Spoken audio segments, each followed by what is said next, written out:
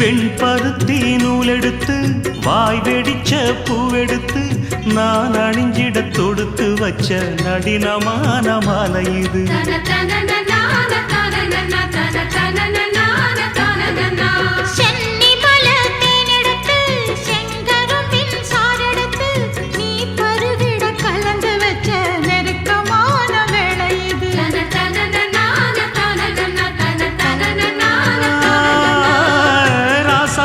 உடம்பிருக்கும் ரவிக்க துணி நானாக அன்னாடம் சூடி கொள்ள ஆசை வச்சாகாதா.